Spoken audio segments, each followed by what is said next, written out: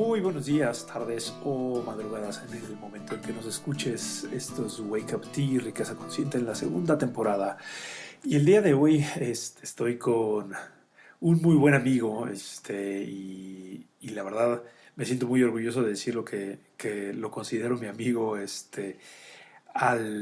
este momento que se está convirtiendo en uno de los de las 22 fotógrafos más famosos del mundo, por ser invitado en esta gran exposición que está. Y bueno, pues quiero platicar con él. Siempre hemos llevado mucho trayecto juntos, él y yo, desde habernos conocido en una fiesta de cumpleaños de unos niños hasta irnos a Indonesia juntos con Roger Hamilton. Pues el, un estudioso de la fotografía, pero también un estudioso de esta parte de generar inspiración y de encontrar su lado artístico y vivir con libertad.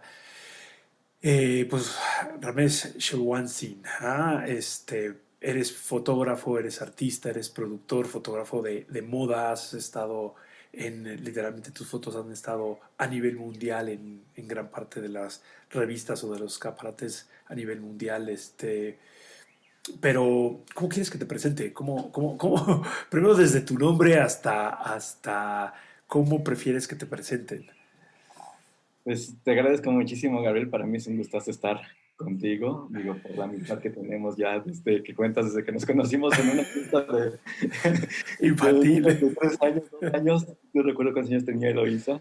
Eh, no, Esteban era, ¿no? Él Esteban, sí, sí, mi hijo, sí, creo que estaba cumpliendo 4 y ahorita ya tiene 9, entonces ya es buen camino recorrido. Sí, sí, no, pues. Y, y son años muy bien convividos, ¿no? Y realmente más de las experiencias, porque tal vez no nos vemos tanto, pero cada vez que nos vemos tenemos esta oportunidad de intercambiar puntos de vista, filosofía, y como dices, ese viaje a Bali fue algo que también nos hizo conocernos más a un nivel de pensamiento y de emprendimiento más grande, ¿no?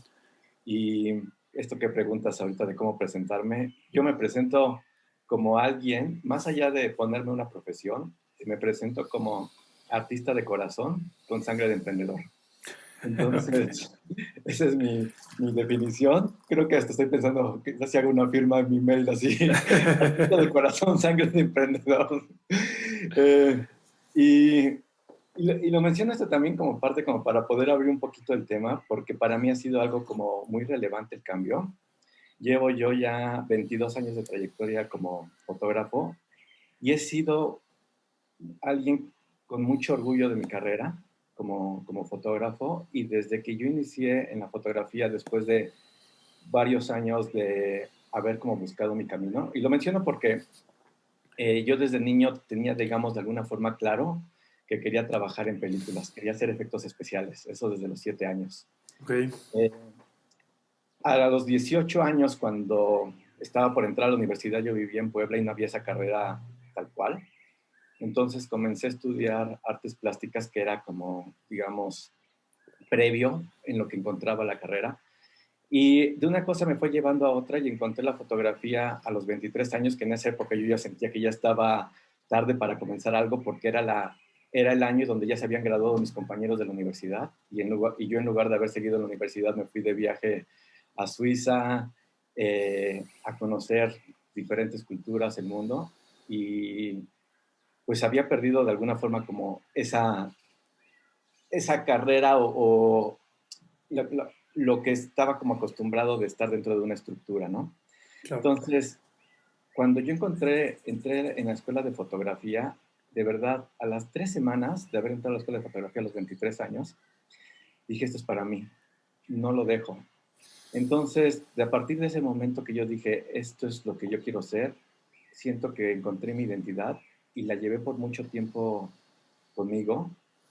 Y recientemente ha sido de alguna forma como un shock para mí el cambiarla. Y no porque lo esté dejando, sino porque me di cuenta de unos meses para acá que mi identidad va mucho más allá de ser fotógrafo. Y a pesar de que tengo ahí mi mayor orgullo, o uno de mis más grandes, encontré que mis talentos o mi capacidad o mis pasiones van mucho más allá de la fotografía. Y hace poquito decidí ya de tener mi logo como lo tenía durante años, que era Ramesh Shelwansi Photography, y se quedó como Ramesh Shelwansi. Hmm. Y hacerme ver a mí mismo que soy yo con todo lo que tengo para dar alrededor de mí, sin encasillarme solamente en una carrera, una profesión, un, eh, pues un skill, ¿no? Claro. Entonces, Y además esto llega, o sea, justo en el momento en el que no, estamos a la mitad de la pandemia o justo al principio de la pandemia, pero, o sea, tú eres nominado, y eres invitado a colaborar con esta exposición donde reúne a a los más grandes fotógrafos de moda a nivel mundial y tú siendo mexicano, eres invitado a esa exposición. Y ahí empieza a surgir una metamorfosis interesante de tu rol como solamente fotógrafo a esta parte que ahorita vamos a hablar del proyecto que tienes entre manos. Está increíble, además como me lo contaste. Eh, o sea, ahora sí, justo en el momento en el que vamos el mundo reconoce parte de ese trabajo, tú decides empezar a aceptar otras facetas tuyas. ¿Cómo es así? Cuéntanos un poquito de la expo y para ir entrando en materia. claro, mira, hace aproximadamente en agosto recibí una invitación por mail, justo en medio de la pandemia. Bueno, seguimos, ¿no? Pero digamos que era un momento que era como muy visible porque estábamos pues en la cuarentena de ciudad mucho más visible que ahora. Yo recibo esta invitación justo cuando yo estaba trabajando en desarrollar mi lado de curaduría de mi fotografía artística y llevaba ya algunos meses muy metido buscando mis fotos, seleccionando entre discos de hace 20, discos duros de hace 20 años. Me llega esta invitación para formar parte de una exposición de dos de las editoriales más grandes del mundo, que son Condé Nast y Hearst, que son las revistas que llevan los títulos como Vogue, Harper's Bazaar, Elle, Marie Claire, Cosmopolitan, de las cuales yo he publicado durante muchos años para estas revistas. Me llega una invitación de Nueva York invitándome a formar parte de una exposición, que es una exposición, además, esto es como el orgullo para mí, es una exposición en homenaje a los grandes fotógrafos que hemos participado en las páginas de todas estas revistas a lo largo de su historia, que son más de 100 años. Ok. Y pues recibo esta invitación para formar parte de esos fotógrafos en una lista de fotógrafos que, pues, los Picassos de la fotografía de moda, ¿no? Los Rembrandts. Entonces, para mí el puro hecho de estar en esa lista fue algo como muy...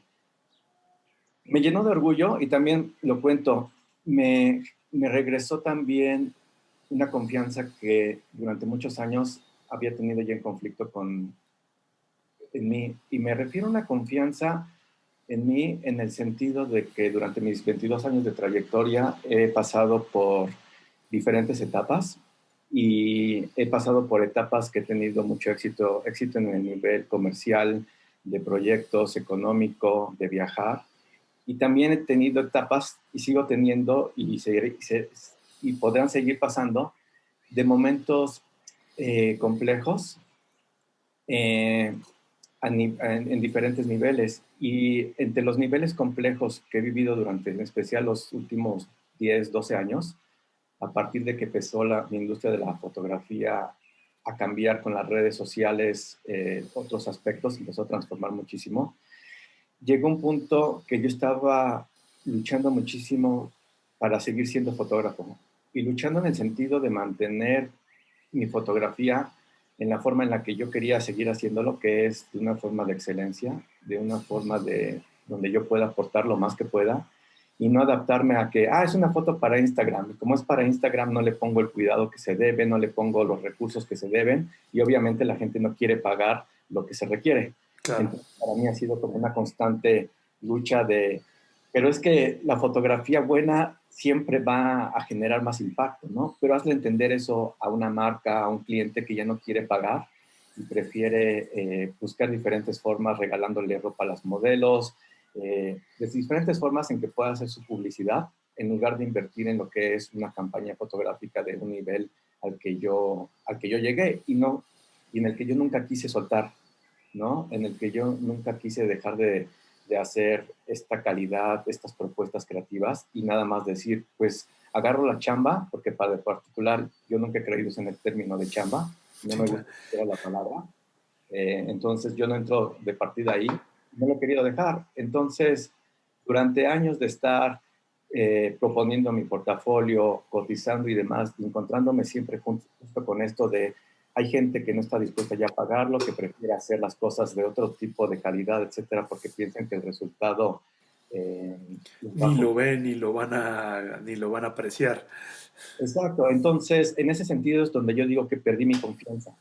Ok, Perdí mi confianza de que cada vez era más difícil creer, porque no es lo mismo que sea difícil creer después de un año, después de dos, pero cuando pasan 12 años, claro. 12 años de carrera y siempre te están diciendo, y cada vez, cada año más, hay más cosas nuevas que te dicen por qué no quieren pagar ya lo que te pagaban, por qué lo que yo hacía ya no es más útil, ¿no? Entonces llegó un momento en que apenas, no sé si te lo dije a ti, me sentí como queriendo vender film, rollos, como si fuera Kodak queriendo seguir vendiendo film cuando existen cámaras digitales, o ya ni cámaras digitales, existen celulares con Sí, cámaras claro. digitales. Y ahora acabo de ver 110 megapíxeles, ¿no? O sea, una cosa ridícula, ¿no? Entonces, después de toda esa experiencia y de mi perseverancia de mis 22 años, pero en particular 12 años, de seguir diciendo, yo quiero seguir dando la mejor calidad, siguiendo dando mi mayor creatividad, y con todos estos obstáculos, en el momento que me llega a mí esa invitación de formar parte de esos fotógrafos, fue el punto de alguien me reconoció estos años como el espíritu ahí flotando, me siguió viendo, siguió viendo mi esfuerzo y me lo reconocieron, ¿no? Y eso fue para mí como esa satisfacción que me poco, y no fue de un momento así que me llegó y lo leí, fueron semanas o hasta meses hasta que mi espíritu lo empezó a tomar, hasta que mi ser empezó a sentir esa aceptación de alguien me lo reconoció y entonces empecé a sentir ese orgullo de ser quien era, no porque no lo sintiera antes, pero de sentir ha valido la pena todo este esfuerzo que he dado todos estos años porque alguien me lo está reconociendo y tanto me lo está reconociendo que me está poniendo en esa lista. Ah. Y, y eso ha sido el cambio que me ha empezado a generar en estos últimos 6 meses. Después pasó la transformación de Ramesh Elwansi sin ser Ramesh Elwansi Photography, Ujú. que ha sido la segunda parte del cambio, en donde yo entendí que era más allá de fotógrafo o que que lo que yo puedo dar al mundo es más allá de fotografías lindas. Y eso es, por ejemplo, lo que además creo que siempre te ha distinguido y creo que ha sido siempre un tema de conversación entre tú y yo, esta capacidad de observar que tiene el fotógrafo y esta capacidad de ver los detalles, pero combinado con tu sangre emprendedora y combinado con esta visión emprendedora, pues te ha llevado a crear una productora, te ha llevado a crear diferentes emprendimientos y esta visión siempre de estar emprendiendo y cómo puedes generar flujo de efectivo, generar dinero con esto, cómo puedes generar valor. Y eso, por ejemplo, en esta ocasión, pues te llevó a ver un poco más el aporte que podías hacer dentro de la organización del mismo evento, de la exposición. O sea, cuéntanos un poquito cómo llega esa como inspiración de decir, oye, pues ya me invitaron, ahora sí, ya metí el pie en la puerta, ya me están viendo. Este, ¿Cómo aprovechas eso para dar ese siguiente paso evolutivo que es, en tu caso es un siguiente paso para tu carrera y estás experimentando con eso, que es siempre como esta parte también muy de artista marcial que lo eres, es de, ok, pongo esta defensa, ya bloqueé la puerta, ahora sí que hago, ¿qué sigo haciendo? Este, Pues mira, esto te lo agradezco mucho a ti, porque fue más una estrategia que apliqué más allá de algo espontáneo. Y lo digo una estrategia porque ha sido parte del conocimiento que he adquirido en llevar pues, tu guía de coaching de emprendimiento y junto con la enseñanza de Web Dynamics de Roger Hamilton, que es el dar valor. Eh, Parte de esta filosofía que yo me conecté mucho es que la filosofía dice, no se trata solamente de tu éxito personal, sino de crear la plataforma para que suceda el éxito para todos. Cuando yo escuché esto o lo leí hace 5 años, cuando tú me introdujiste con esta metodología, fue para mí como muy relevante en el punto de que es en lo que yo creo, ¿no? Yo creo justamente en poder dar para crear algo que crezca para todos. Entonces, con esta filosofía de generar valor, eh, yo creo que siempre la he tenido en mi vida, ha sido algo con lo que nací, pero me quedo mucho más consciente cuando la empecé a estudiar. Y teniéndolo más consciente, me genera conscientemente hacer acciones para hacer estrategias específicas de cómo poderlo aplicar. Entonces, en el momento en que me invitan a esta exposición, eh, yo pensé, ¿cómo puedo yo agregar más valor a esto sin pensar cómo me puedo agregar valor a mí? Porque ya por ende me estaba agregando valor formar parte de esa exposición, pero al cambiar mi pensamiento en cómo puedo yo aportar algo más para que todo esto crezca y crezcamos todos juntos, en ese momento se me ocurrieron diferentes cosas y dije, bueno, pues obviamente si estoy en esta exposición, porque he trabajado para Harper's Bazaar, Vogue, todas estas revistas, es porque conozco muchas personas dentro de conozco a las jefas editoriales, editores de fotografía de todas estas revistas. Entonces yo con esto en mente se me ocurrió hacer contenido extra para ofrecerlo a la curadora de la exposición y le comenté, le dije, oye, yo tengo muchos contactos de directoras editoriales, ¿te gustaría que pudiera hacer algún tipo de contenido para exposición? La respuesta fue, me encantaría. Entonces, coincidió justamente que en esos días yo había hecho una publicación en Facebook de una exposición que yo tuve hace algunos años para la revista In Fashion, con Lucy Lara, quien ha sido directora editorial de Harper's Bazaar, Marie Claire, Glamour, Elle, Ah, claro y que saliste en la inauguración, sí es cierto, me acuerdo de ese post. justamente en ese post, Lucy Lara hace la inauguración de la exposición porque era una revista para. Entonces yo tenía ese post en mi Facebook de esa inauguración de la exposición para el aniversario de la revista y ella puso un comentario muy lindo acerca de esa exposición porque justo ahí, para esa exposición, me nombraron entre los mejores 5 fotógrafos de moda de México y bueno, fui seleccionado para la exposición de la revista. Entonces me puso un comentario muy lindo y fue así como se dio, ¿no? De esas cosas que se conecta uno. Y entonces cuando yo pensé a quién invito, pues me llegó en la mente inmediatamente Lucy Lara. Y la llamé, le comenté pues, que había sido invitado para esta exposición, le dio muchísimo gusto, me felicitó y le dije, y pues más allá del gusto de compartírtelo, quiero compartirte la invitación y extender la invitación para que tú también formes parte de esta exposición, ya que estoy haciendo un contenido extra, aparte de mis fotografías para la exposición, y le comenté una idea que era generar contenido entre ella y yo, de una forma de entrevista para la exposición, y me dijo, encantada, me fascinaría formar parte de esto. Yo le comenté a la curadora de la exposición, Patti Cicula, y bueno, pues le gustó muchísimo la idea. Le mandé también pues la página web de Lucy cuando vio su trayectoria, que ha escrito 4 libros de moda, que pues es una de las mujeres más relevantes en el mundo de la moda en México y Latinoamérica, pues le encantó la propuesta, ¿no? Y a partir de ahí comencé a trabajar con Lucy una idea de generar más allá de una entrevista, un documental, por tener la Claro. oportunidad de pues estar en contacto con pues una cantidad de fotógrafos de un nivel altísimo en creatividad, un nivel altísimo en trayectoria, ya en la historia, porque muchos de estos fotógrafos, entre ellos está Erwin Blumenfeld, que es un fotógrafo alemán que yo creo que fue quien hizo realmente lo que conocemos que existiera Vogue, Harper's Bazaar, revistas de este nivel en los años 30, 40, Ok, por su creatividad pictórica, más allá de fotográfica, era un artista completo en muchos sentidos.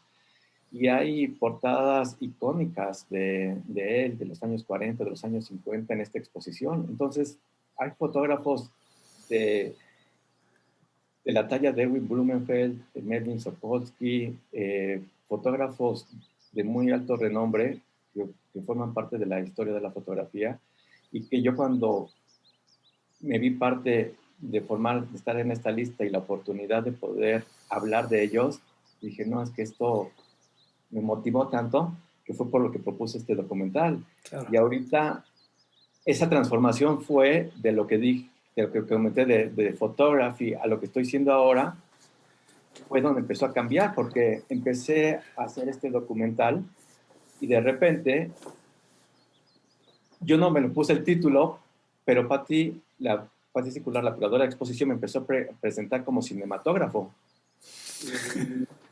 Y ya de repente ya no me presentaban como fotógrafo, me presentaban como cinematógrafo. Y era muy curioso porque era de lo que yo quería hacer de niño, ser cinematógrafo. Y mi carrera me había llevado, mis decisiones me habían llevado a otro lado y de repente, sin pensarlo, ya estaba siendo cinematógrafo.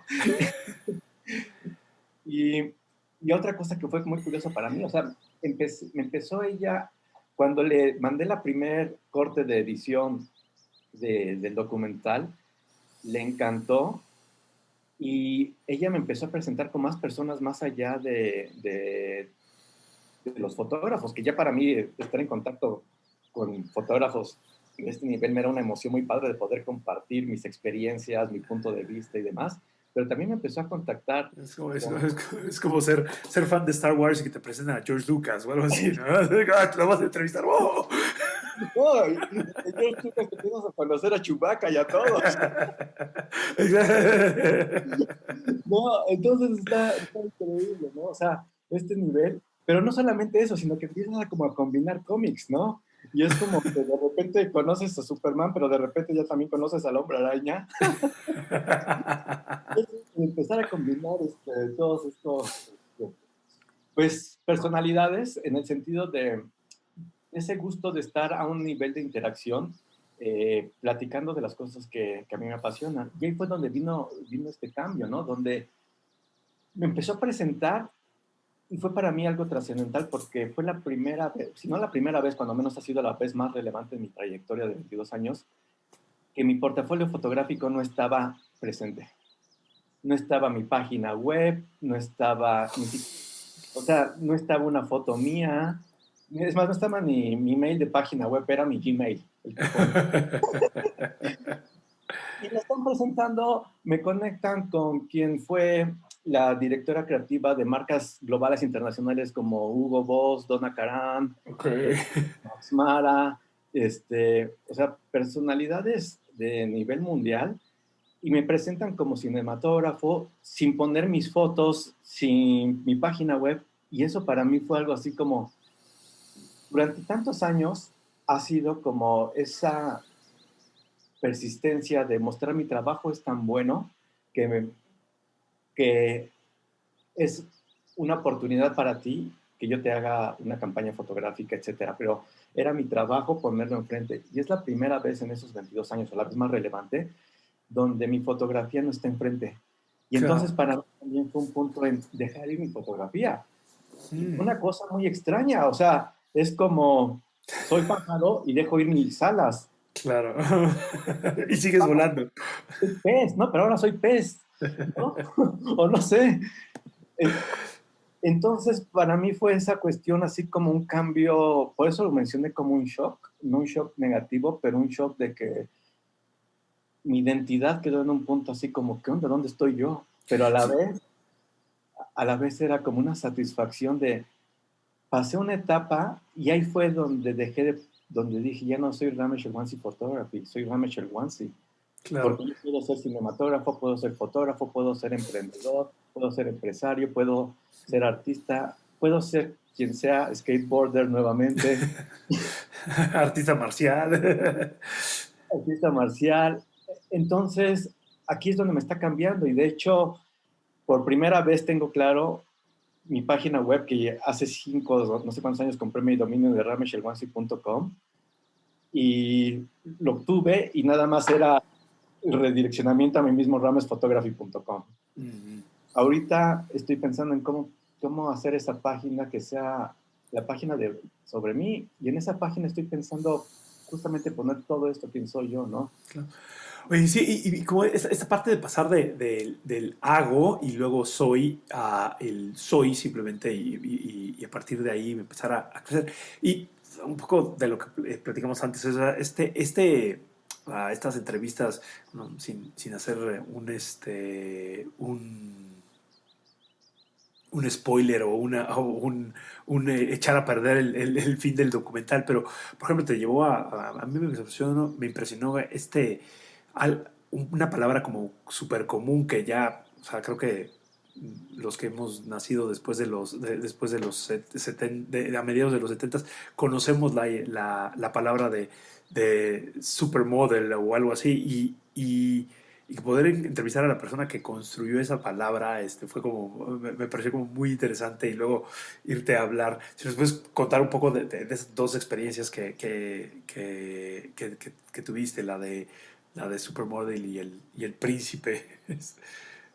Pues he tenido justamente haciendo este documental la posibilidad de empezar a, a poder entrevistar a personalidades que han hecho grandes cambios en la historia, ¿no? Te mencioné de algunos fotógrafos como Erwin Blumenfeld, pero también tengo entrevistas con quienes fueron los presidentes de agencias de modelo de las más grandes del mundo, Ajá. quienes crearon el término de supermodel, ¿no? Llevaron a la fama a modelos como Naomi Campbell, eh, a diferentes actrices, o que en ese momento no eran actrices y eran modelos, pero las llevaron a la fama, como Brooke Shields, que pues se hizo famosa con el retorno a la Laguna Azul, bueno, primero de Blue La, Lagoon. la Laguna Azul.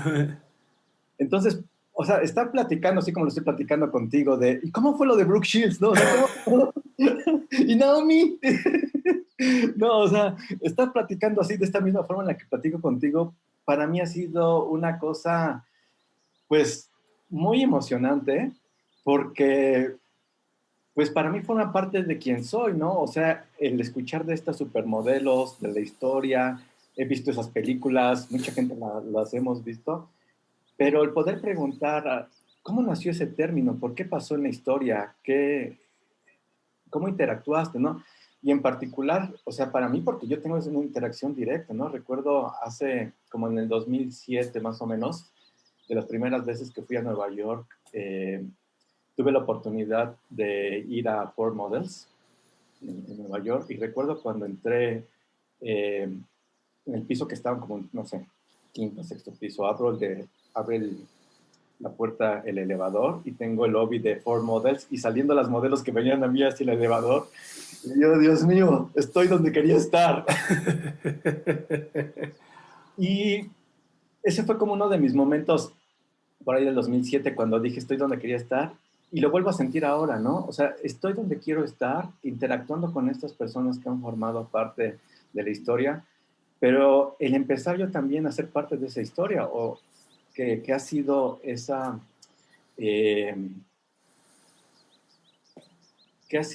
esa invitación de ser uno de estos fotógrafos que hemos formado parte de los más de 100 años de trayectoria de estas revistas, yo creerme, hacerme partícipe de esto, ¿no? Y ahora con este documental, pues muchísimo más consciente, estoy narrando la historia de la que formo parte yo y narrando la historia de los demás. Y esto es a lo que me refería con, no se trata del éxito personal, sino de crear la plataforma para que el éxito suceda para todos. Porque no es que sea malo pensar en el éxito personal, ¿no? O sea, hay que pensar en el éxito personal para poder uno ir adelante. Pero si solamente te enfocas en eso, estás con tus propios medios, con tus propias manos, yendo hacia adelante en tu propio éxito. Si dejas de enfocarte en ti y empiezas a empezar a pensar cómo puedo generar una plataforma para que esto suba para todos y al subir la marea para todos sube mi barco donde estoy yo, Entonces, es un pensamiento que te lleva muchísimo más allá y ahorita lo veo muy claro, cómo esa aportación de dar valor a través de mi idea del documental, de yo invitar a, Lucy, a la entrevista a Lucy Lara, de empezar a compartir esto, va subiendo y automáticamente no me están llegando, me están presentando estas personas por casualidad, es porque están viendo el valor que yo estoy agregando y es un valor que no estoy agregando para mí, es un valor que estoy agregando para la exposición, es un valor que agrego para cada fotógrafo. Entonces es algo muy, muy padre de irlo viendo y hasta ir obteniendo comentarios muy específicos que me hacen muy claro el valor que estoy dando, ¿no? Hablé con Tim Peterson, que es un increíble fotógrafo alemán. Eh, Su fotografía, desde que la vi en la lista de los fotógrafos, dije, no, yo lo quiero entrevistar porque me inspiró mucho su fotografía, muy linda. Y cuando platiqué con él, me dijo, oye, está muy padre esto que estás haciendo porque los fotógrafos no le preguntan cosas a otros fotógrafos, sin que existe este punto de incomodidad de me está preguntando algo para sacarme la sopa de algo, el contacto, la técnica. Dice, los fotógrafos es difícil que compartan todo esto por las envidias y las demás cosas que se sienten. Y yo le comenté, es que justamente por eso lo hago, porque yo lo sé. Le dije, como fotógrafos somos un tanto como solitarios, ¿no? Eh, yo admiro mucho a los músicos que van a una fiesta, un músico conoce al otro y en 3 segundos están los dos tocando ahí en la fiesta y se hace de toda una fiesta de músicos o toda la gente ahí, ¿no? Les digo, los fotógrafos somos muy independientes porque o cuando menos el fotógrafo de fotografía especializado en moda, trabajamos con nuestro equipo de fotografía, modelos, maquillistas, vestuaristas, pero no convivimos en grupos de fotógrafos. Normalmente sí ha pasado y ha sido increíble la experiencia, como cuando yo participé en los eventos de Puerto Vallarta Maxim, que eran Ajá. varios fotógrafos invitados concursando y eran unas fiestas increíbles además. Yo creo que por eso me quedó la idea de que es increíble estar entre fotógrafos y modelos también, obvio, en fiestas increíbles, pero fuera de estas oportunidades que por algo las dieron, no sucede. Entonces Claro. yo le comenté a él, hace varios años, 5 años más o menos, hice un evento que se llama Creative Nights, con la idea de unir artistas para platicar de inspiración artística y presentar el trabajo de algún fotógrafo, bueno, de algún artista que nos inspirara. Y cuando le comenté, cuando empecé a invitar fotógrafos, siempre era este mismo sentimiento de, ¿para qué me está invitando? ¿No? Entonces, yo hace 5 años encontré que era un tema que mucha gente o fotógrafos les costaba entender y justamente se volvió para mí también un fin, que deje de pasar eso, ¿por qué hay esos temores, esas envidias? Cuando si compartes, cuando interactúas, todos podemos subir esa plataforma, ¿no? Y bueno, es por eso que he seguido con esta motivación en este proyecto, porque veo muy claro cómo vamos subiendo, ¿no? Y cómo lo compartimos. Y gracias a compartirlo estoy aquí también para compartirlo, ¿no? O sea, Claro, ¿cómo- claro, claro. Empezó todo el proceso por un deseo de compartírselo a alguien y a partir de ahí empezó a subir. Que además, si lo vemos como un poco porque te conozco por la retrospectiva, o sea, todo esto fue entrenamiento, estuviste practicando previamente, digo, desde que estuviste en 6 meses en Brasil, viviendo, tuviste también un acercamiento ahí a una escuela de fotografía y les compartiste a los alumnos parte de lo que habías aprendido en Indonesia en un ámbito mucho menos, menos fotográfico, pero un ámbito más realista de la profesión del fotógrafo. Entonces, este compartir siempre ha sido como muy, muy característico de ti. Es algo que has estado practicando. Sí, y bueno, digo, ha sido como lo mencioné, es parte de mi ser desde niño. Eh, y con la filosofía, con la metodología pues que he aprendido a través de ti, de muchos recursos, me ha ayudado a definirlo para ponerlo en práctica, porque una cosa es a veces como tener la idea y otra cosa es poder hacer los pasos más estratégicos de que te generen resultados. Claro. Y he creado ya también como un conocimiento de de generar el mayor porcentaje de que las posibilidades se den como las estoy buscando, ¿no? Y dejarlo también que suceda, ¿no? O sea, poner las semillas, saber que va en esta dirección, pero al final dejar también de alguna forma que la estrella te guíe en el mar, ¿no?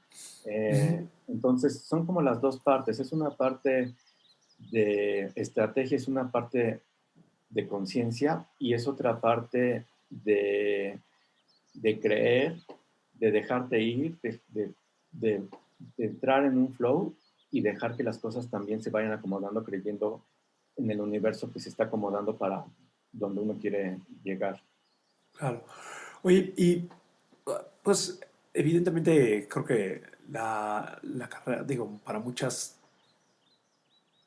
profesiones, para muchas empresas, esta situación del año pasado, de los principios de la pandemia, pues fue bastante difícil en la parte de reinventarse y todo eso. Este, como ¿qué lecciones tú tomas? O sea, ¿qué te funcionó a ti de los conocimientos del liderazgo, de emprendimiento que tú conoces? ¿Qué hiciste que te funcionó? ¿Qué hiciste que no te funcionó? En particular, me acuerdo mucho que cuando platicamos el ejercicio este de y si solo me quedaran unos meses de vida, que me pareció como iluminador. Si quieres, nos podrías compartir un poco. Eh, la pandemia para mí me ha dado una oportunidad muy grande de reflexionar.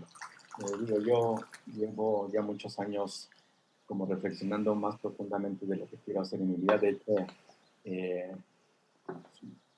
yo al poco tiempo después de conocerte, si recuerdas, hace 6 años, no sé cuándo fue, cuando nos conocimos, te conocí de tu coaching. Yo me acerqué contigo pidiéndote un programa personal para aumentar mis ingresos. Ujú. Y yo quería aumentar mis ingresos al doble o al triple de lo que estaba yo facturando. Y a la primera sesión, me hiciste tú un ejercicio que fue: escribe cómo quieres amanecer, cómo te quieres sentir y qué quieres hacer durante ese día, que es un día ideal en tu vida. Y cuando hice ese ejercicio, me di cuenta que no era el triple de facturación lo que yo quería. Y lo que yo visualicé en ese momento, me acordé de diferentes momentos en mi vida, de momentos donde estaba yo en mi primer producción grande en Nueva York, abriendo las puertas del estudio, que yo había llegado nada más 5 minutos tarde, a las 9:05 de la mañana, y abrí la puerta y a las 9:05 de la mañana ya estaba la modelo sentada, la estaban peinando, estaban acomodando la ropa, y para mí fue así como, Dios mío, o sea, Wow. no sé, o sea, esta gente está a este nivel que no solamente estaban desde las 9 de la mañana, sino desde antes, y con esos 5 minutos, ellos estaban preparados desde antes, y yo llegué así como, ¡tatán!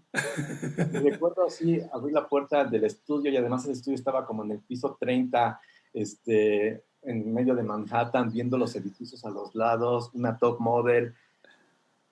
O sea, ahorita te lo platico y me llega esa emoción.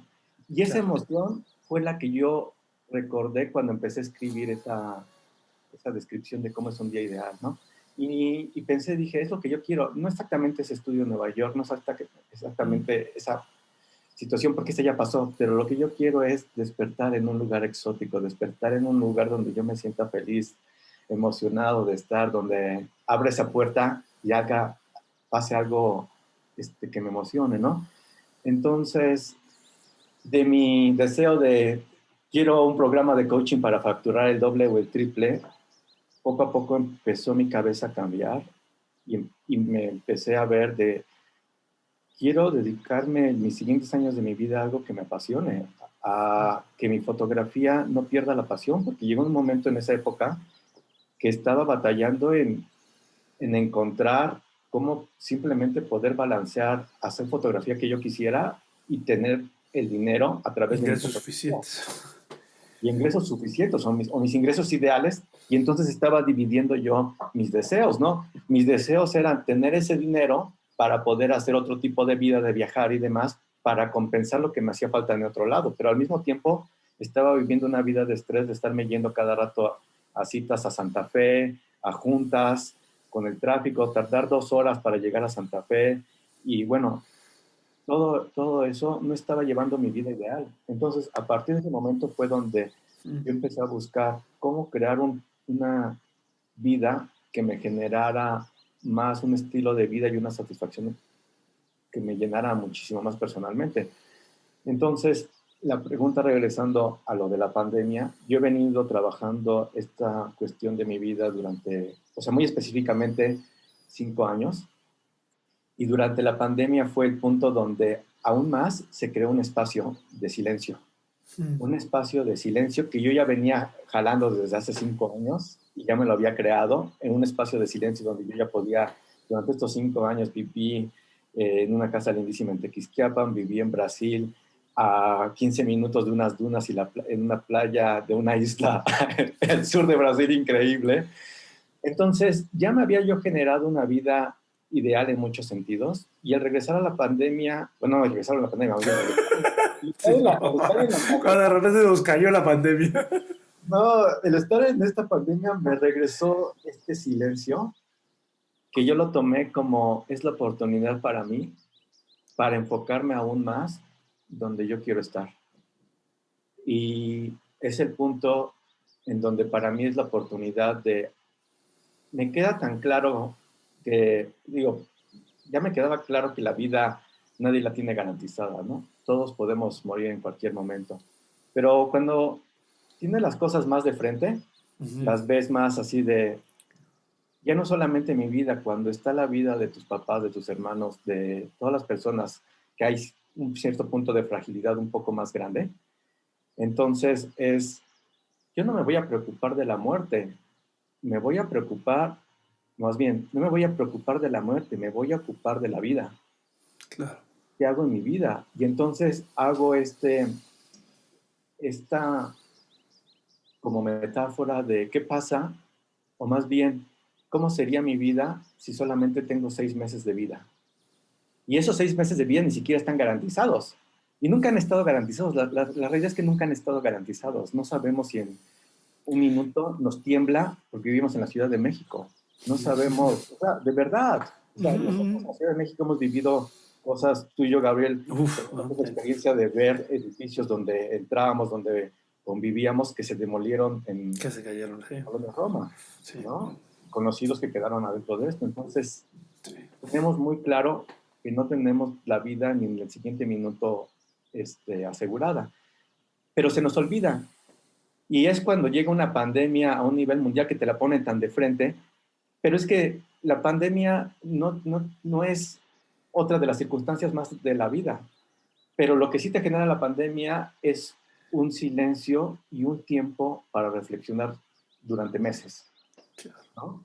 Eso sí lo genera esta situación. Entonces, durante este espacio de poder escuchar más mi entorno, de no ver coches moviéndose en la calle, de ponerme a pensar qué es lo que quiero hacer, lo que te decía, mis años de esfuerzo, de seguir creyendo en que yo quiero realizar mi creatividad al mayor punto, dar mi mayor punto de excelencia y demás, todavía empiezan a crecer más y es de, voy a aprovechar esto para desarrollarme en lo que me gusta más, en seguir desarrollando esto. Entonces me pongo a explorar mis 22 años de discos duros, a actualizar mi página web, a buscar galerías de arte a nivel internacional eh, para presentar mi obra artística. Me pongo a hacer todo esto con esta filosofía de me voy a morir en 6 meses. Y a lo mejor ni 6 meses, porque no lo Ujú, sabemos, pero esa es la realidad. O sea, yo me lo pongo así como, lo digo 6 meses porque pude haber dicho un mes. Y las acciones que yo, o si tú te haces el ejercicio y dices, me voy a morir en un mes o 6 meses, serían las acciones diferentes, ¿no? Yo me claro. lo puse a 6 meses por el sentido de, en 6 meses me da el tiempo de hacer etapas de mi desarrollo en la dirección de donde yo quiero estar en los siguientes 2 años o 3 o 5 años. Sí, te ayuda a priorizar y a poner como relevancia de eventos. En un mes es poquito, en 6 meses como suficiente para poder hacerlo.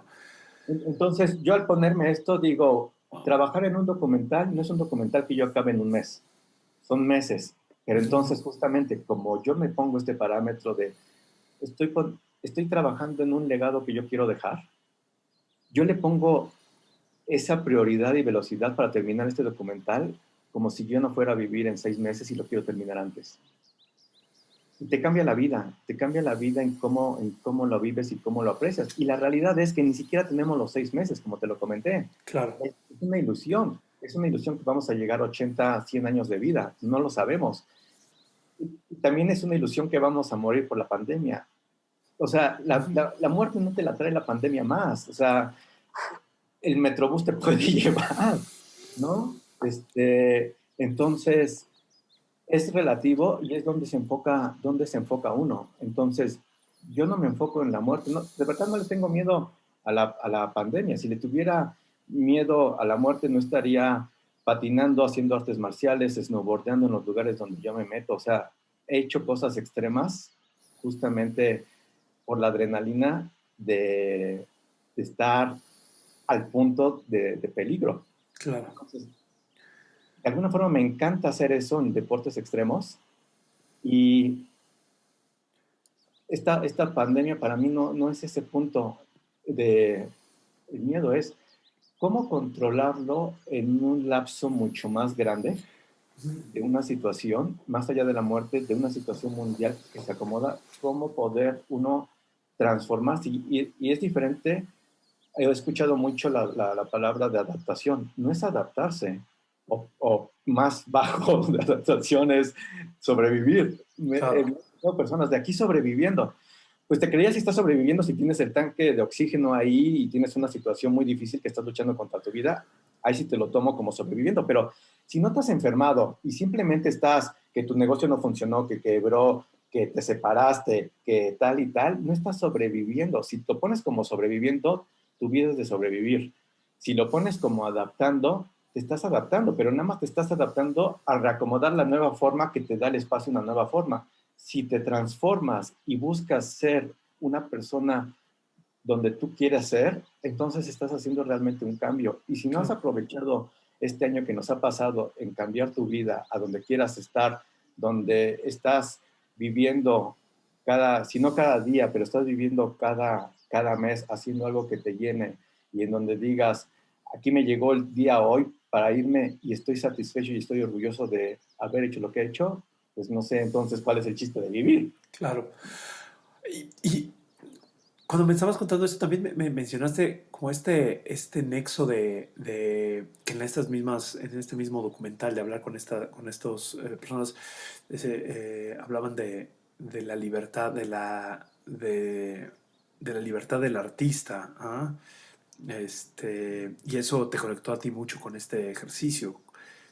Nos quieres, o sea, para ti, ¿qué significa esa parte de libertad o esa parte de explorar tu lado artístico, tu lado... Pues más allá de mi lado artístico es mi lado de vida. Y esas son de las cosas que yo he reflexionado más durante esta pandemia, ¿no? Es la libertad también es una cosa relativa que nosotros creemos tener libertad. O sea, tenemos libertad en el sentido de que afortunadamente nosotros no tenemos que tener que pedir un permiso para poder salir a la calle como en otros países lo tienen, ¿no? No tenemos pues muchísimas restricciones que otros países lo tienen. Hay una libertad, ¿no?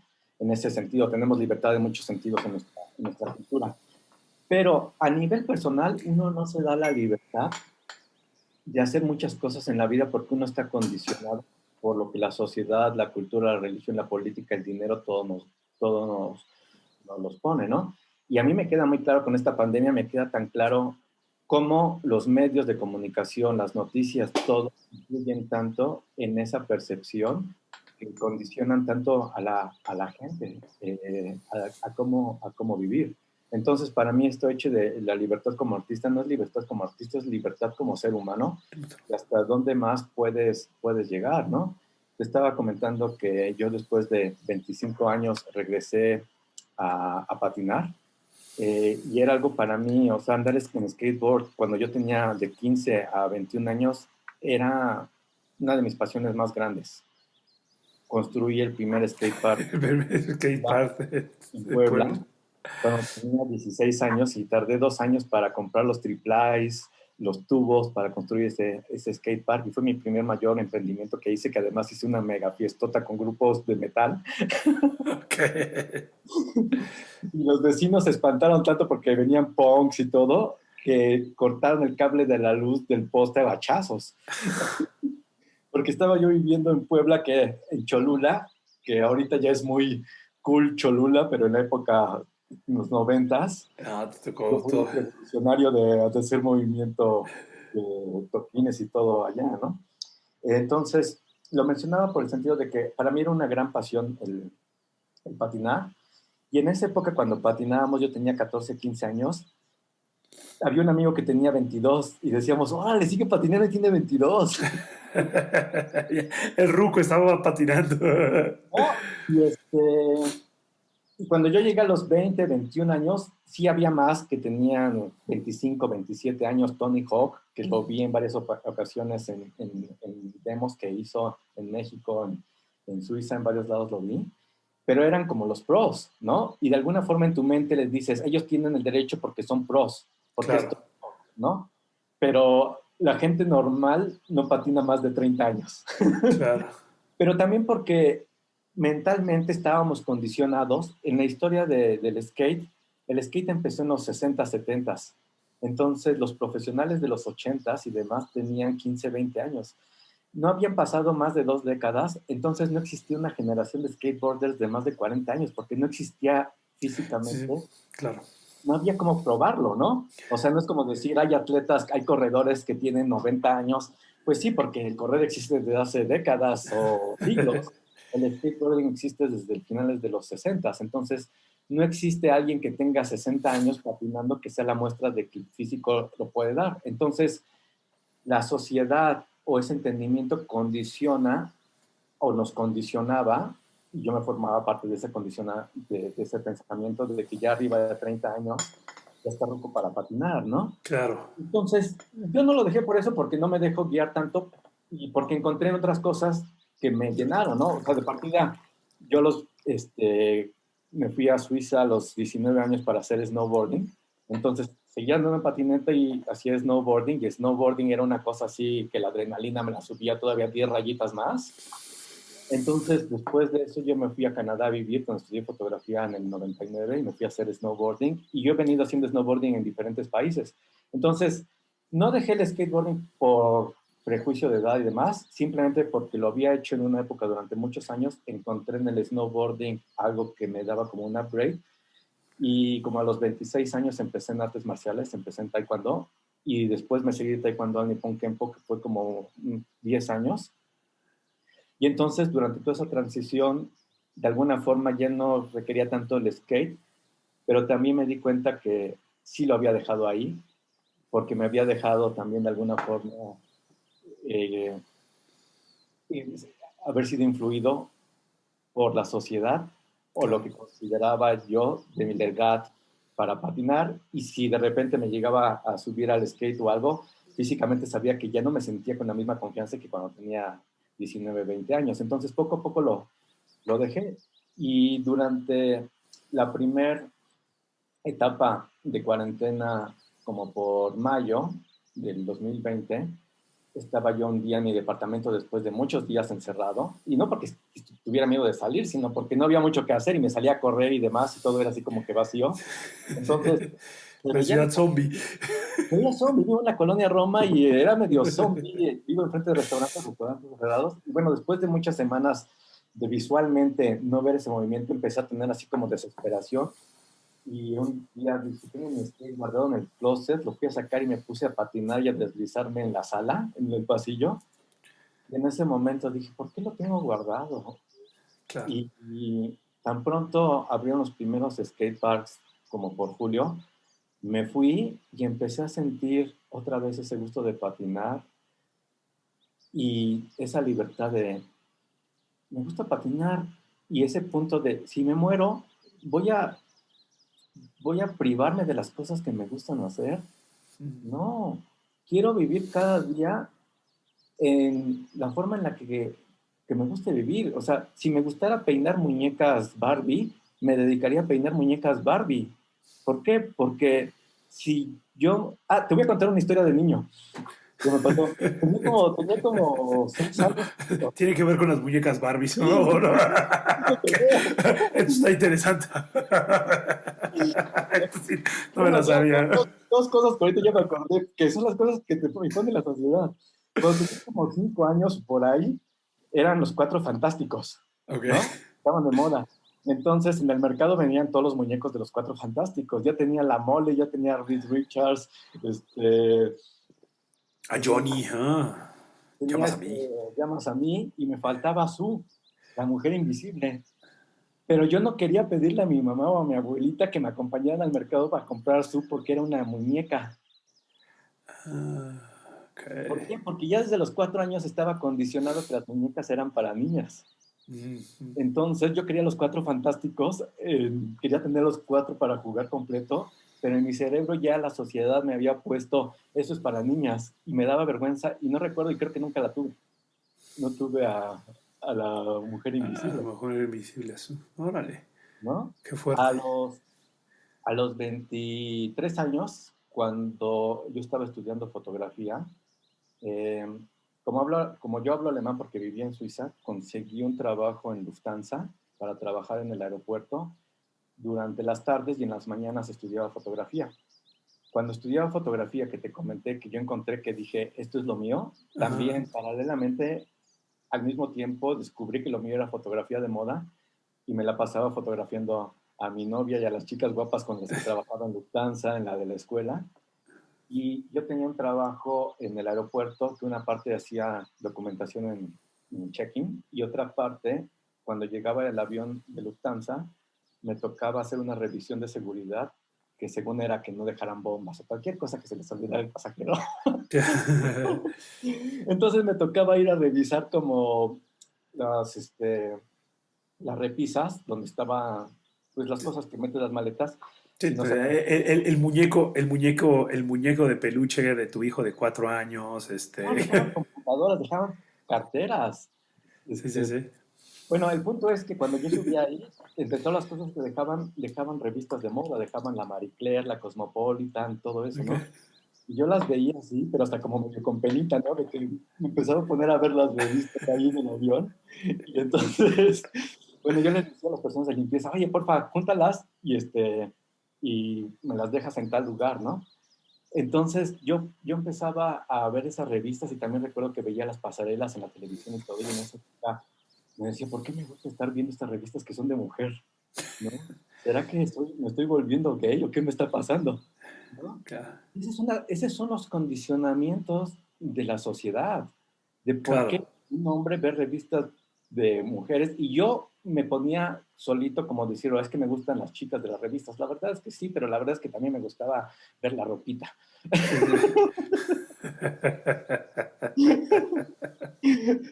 Entonces, y uno se pone la justificación y le inventas cosas, pero hay que aceptarlo. La sociedad te pone esto, ¿no? Entonces, son ejemplos que te voy dando de cómo la sociedad te pone la edad correcta para patinar es tal, la edad Claro, correcta para hacer esto es tal y tal. Y la pandemia te pone ya, te cambia las realidades y los parámetros, ¿no? Antes no puedes entrar al banco con una gorrita o con lentes medio oscuros. Ahora es casi, casi, ponte tu careta, una máscara donde no sí, pueda sí, nadie reconocerte y saca la pistola para que entres y no te dejamos entrar, pero hay que medirte la temperatura y no importa que te midan y te digan 34.2. claro. Tiene 39, 40. Sí, oca. Bienvenido, pase, ¿no?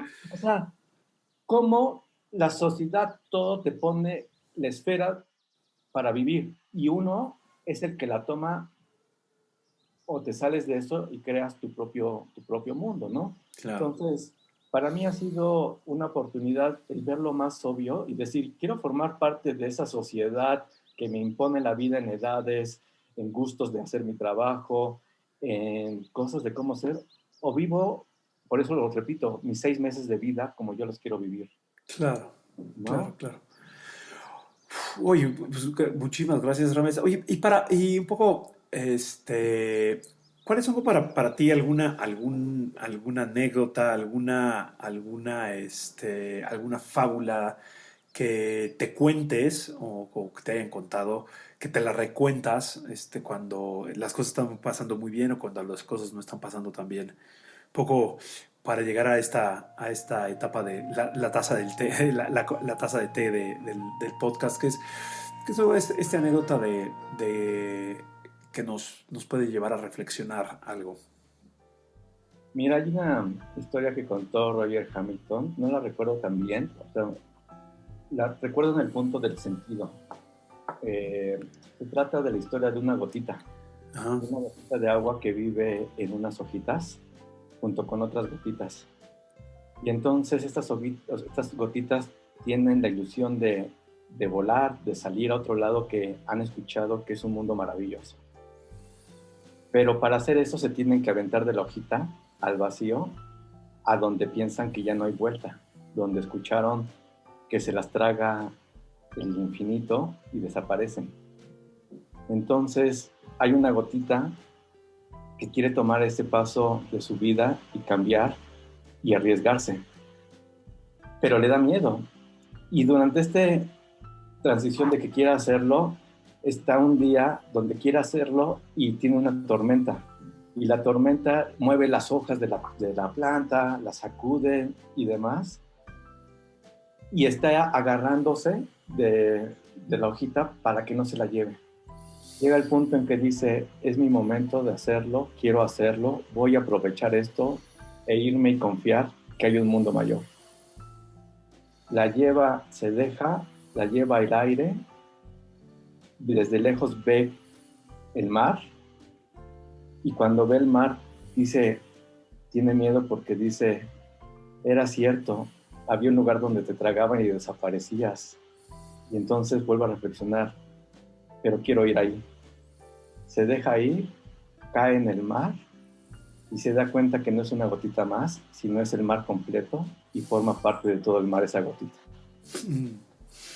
Esto me pareció increíble porque es justamente la reflexión del miedo que tiene uno de saltar, de irse a lo desconocido y dejarse ir con la confianza, uno se convierte en ese mar si uno está decidido a saltar. Pues muchísimas gracias, Rames, por todo. Gracias a todos los que nos siguen. ¿En dónde te pueden seguir? ¿Dónde se pueden enterar de esta exhibición? ¿O dónde pueden seguir tu documental en algún momento? Y mira, pueden seguir en mis redes sociales. En Instagram estoy como Rames Foto, foto en inglés con PH. También en mi Facebook. Y bueno, ahí estaré posteando cuando esté ya la exposición al aire y tan pronto estén las entrevistas y Sí, todo estaré. sí, síganlo. La verdad, la calidad de estética de su Instagram es inigualable. O sea, Gracias. Pues sí, me va a dar pues gusto compartirlo. Te agradezco muchísimo, Gabriel, por esta oportunidad de que siempre es muy grato platicar contigo y bueno, hacerlo también de esta nueva forma me emociona mucho. Te lo agradezco. muchísimas gracias, Rames. Todo un gusto y siempre ha sido un honor. Eh, yo siempre cuento que parte de mi crecimiento ha sido gracias a las personas que conozco, en particular tú me empujaste a hacer cosas que yo no había me había atrevido a hacer y bueno, gracias a eso hemos crecido juntos. Muchísimas gracias, que tengan muy bonito día, los quiero, bye, creen riqueza.